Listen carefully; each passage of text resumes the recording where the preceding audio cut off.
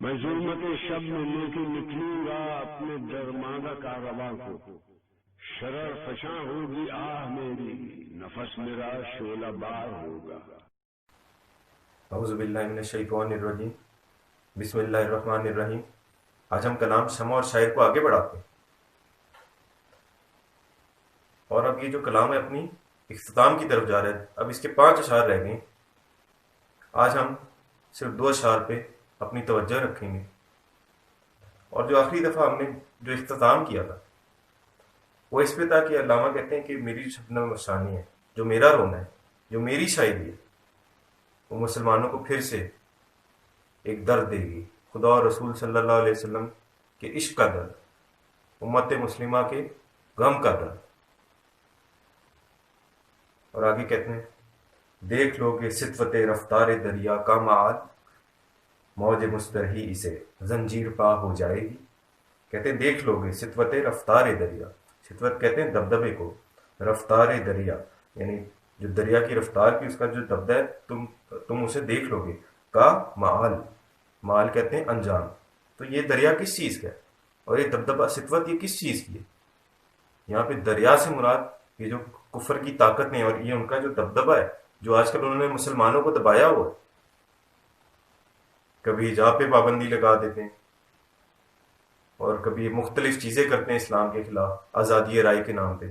کہتے ہیں دیکھ لو گے، کہتے ہیں تم اس کا مال دیکھ لو گے، اس کا انجام دیکھ لو گے۔ یہ جو اسلام کے خلاف ایک لہر اٹھی ہے، اس کا انجام کیا ہوگا؟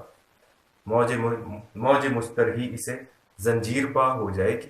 کہتے ہیں تو موج مستر ہے، یہ جو بے چین لہر ہے، مستر کا مطلب ہوتا ہے بے چین، کہتے ہیں جو، اور موج کسے کہتے ہیں؟ لہر کو کہتے ہیں موج مسترہی۔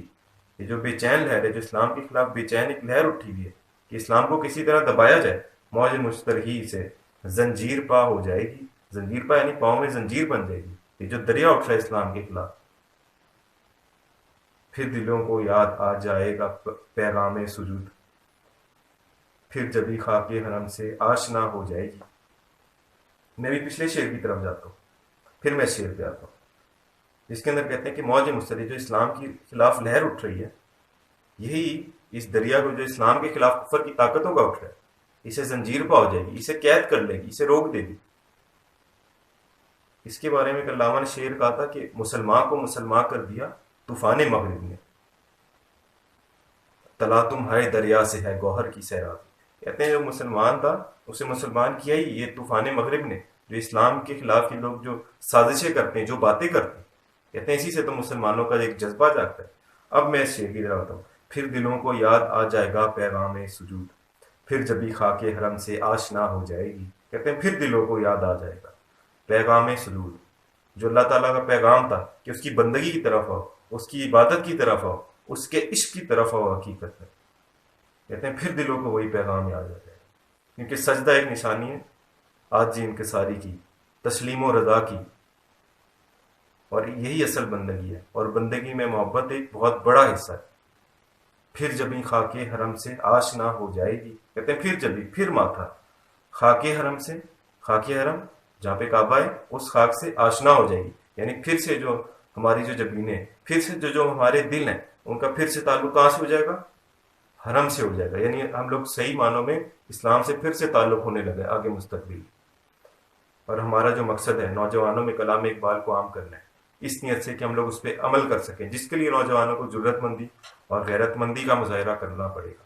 جس طرح علامہ خود کہتے ہیں، اگر جواں ہوں میری قوم کے جسور و غیور، تو قلندری میری کچھ کم سکندری سے نہیں۔ کہتے ہیں اگر میری قوم کے نوجوان جسور و غیور، نہایت جرت مند، جسور و غیور اور نہایت غیرت مند، تو قلندری میری کچھ کم سکندری سے نہیں۔ تو کہتے ہیں جو میرا قلندرانہ کلام، تو قلندری میری کچھ کم سکندری سے نہیں، میں کسی سکندر اعظم سے کم نہیں ہوگا جس نے آدھی دنیا فتح کی تھی، جس کی بڑی شان و شوکت تھی، پر اس کے لیے پہلے مسئلے میں شرط رکھی کہ نوجوان جرت مندی اور غیرت مندی کا مظاہرہ کریں۔ شکریہ۔